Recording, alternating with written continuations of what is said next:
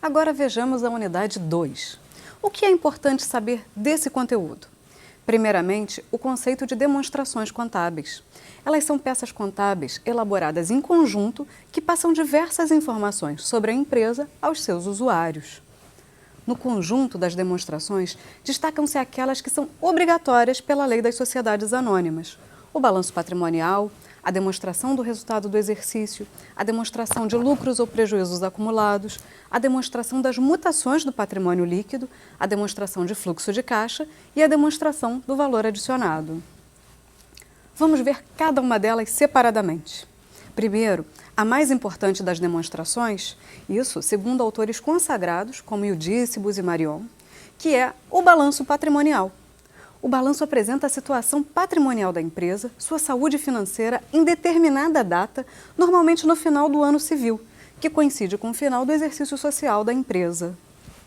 Conforme o modelo que consta no material de vocês, o balanço patrimonial está dividido em dois lados: o lado do ativo, que contempla os bens e os direitos, e o lado do passivo, onde constam as obrigações, ou passivo exigível, e o patrimônio líquido. Os bens e direitos são aqueles de propriedade da empresa, que podem ser mensurados em dinheiro e representam um benefício que a empresa tem hoje ou terá no futuro. Exemplo disso é o dinheiro em caixa, ou uma conta a receber de um cliente. Já as obrigações representam as dívidas que a empresa tem com terceiros. Como exemplo, temos os fornecedores, os salários dos empregados, os impostos, entre outros. O patrimônio líquido, por sua vez, representa os valores que pertencem aos sócios da empresa, seja pelo capital inicial investido ou pelo retorno obtido através do lucro. O patrimônio líquido também pode ser obtido através da equação ativo menos passivo exigível. E daí resultam as diversas situações líquidas que já conhecemos: situação líquida positiva, negativa e nula. Quando negativa, temos o conhecido passivo a descoberto. O ativo está dividido em dois grandes grupos de contas: ativo circulante e não circulante. E o passivo está dividido em passivo exigível e patrimônio líquido. O passivo exigível, que nós já vimos que são as obrigações da empresa, está dividido em passivo circulante e não circulante, à semelhança do ativo. Voltando ao ativo, temos no ativo circulante as disponibilidades e direitos de curto prazo, ou seja, tudo que a empresa vai receber até o final do exercício social subsequente. No não circulante, temos o ativo realizável a longo prazo, investimentos, imobilizado e intangível. As contas que compõem cada um desses subgrupos vocês podem conferir no material que receberam. Agora, voltando ao passivo, temos no passivo circulante as obrigações vencíveis no curto prazo, ou seja, até o final do exercício social seguinte. No não circulante, temos as obrigações de longo prazo. Já no patrimônio líquido são registrados o capital investido, que pode ser integralizado ou a integralizar, as reservas e o lucro ou prejuízo acumulado. Para complementar o seu conhecimento, você pode ler a legislação que consta no seu material ou realizar pesquisas na internet. O Conselho Federal de Contabilidade edita todas as normas contábeis que ficam à disposição para consulta. A próxima demonstração que vamos estudar é a demonstração do resultado do exercício, ou simplesmente DRE. Essa demonstração é organizada deduzindo-se as despesas das receitas obtidas em determinado período de tempo. Ela discrimina como foi gerado o resultado do exercício, se foi lucro ou prejuízo, e evidencia as receitas, se as receitas foram suficientes para cobrir os custos e despesas. O primeiro lançamento realizado é o da receita operacional bruta, que representa as vendas numa empresa comercial ou numa indústria, ou a prestação de serviços numa empresa de serviços. Dela é deduzido tudo o que não pertence à operação da empresa: os impostos indiretos, as devoluções de mercadorias, os descontos concedidos e outros. Daí resulta a receita operacional líquida. É dela que são subtraídos os custos operacionais, que são aqueles necessários para a prestação do serviço, para a produção ou ainda para a venda da mercadoria.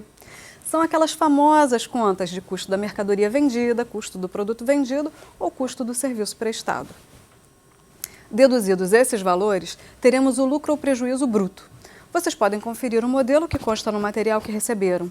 Ele apresenta essa estrutura e explica item a item a DRE.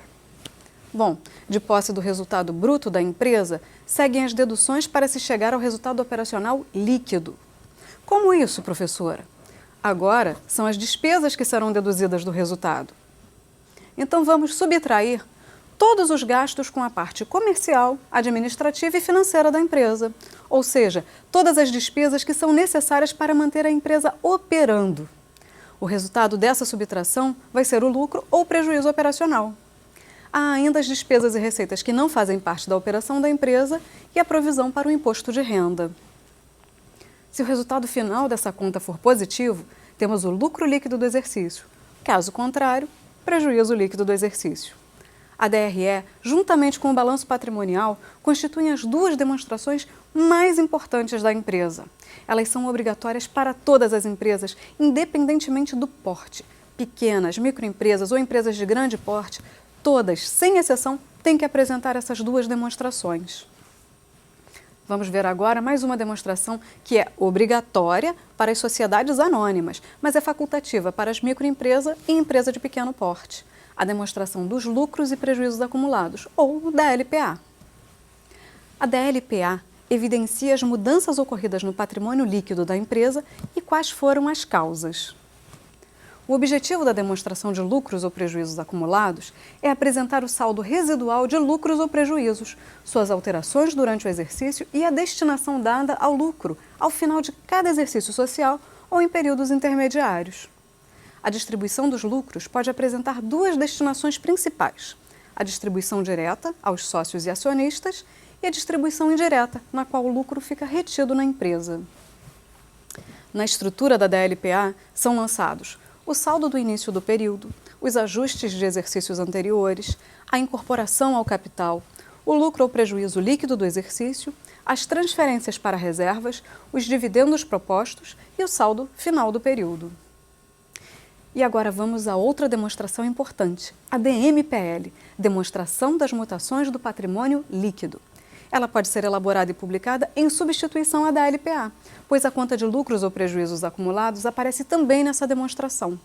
No entanto, as empresas que estão sujeitas às normas da CVM, Comissão de Valores Mobiliários, estão obrigadas à apresentação da DMPL também. O objetivo da DMPL é facilitar a análise das variações que aconteceram no patrimônio líquido no decorrer do exercício social, permitindo entender o que aconteceu com os capitais próprios da empresa. Como a sua estrutura é semelhante à da DLPA, não se faz necessário repetir tudo aqui. Bom, agora passamos para a DFC, Demonstração do Fluxo de Caixa, que veio para substituir a do ar. Ela demonstra os recebimentos e pagamentos segregados em 3 grupos: operacional, investimento e financiamento. Pode ser elaborada pelo método direto e pelo método indireto. Mas não importa, qualquer que seja a escolha, os valores que a compõem podem ser encontrados no balanço patrimonial e na DRE. O modelo se encontra no material que está disponível para vocês consultarem. Por fim, dentre as demonstrações obrigatórias constantes na lei das SA, veremos a demonstração do valor adicionado, a DVA.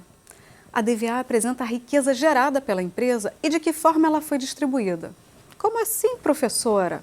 Bom, se todos na empresa trabalham para gerar o lucro, para quem ele é distribuído no final e de que forma ele é distribuído? Para os elementos que contribuíram no processo de geração dessa riqueza, tais como os empregados, na forma de salários e encargos, para os financiadores, na forma de pagamento de aluguéis e juros, para os acionistas, na forma de dividendos, e para o governo, na forma de impostos e taxas. A DVA também mostra a parcela da riqueza que não foi distribuída.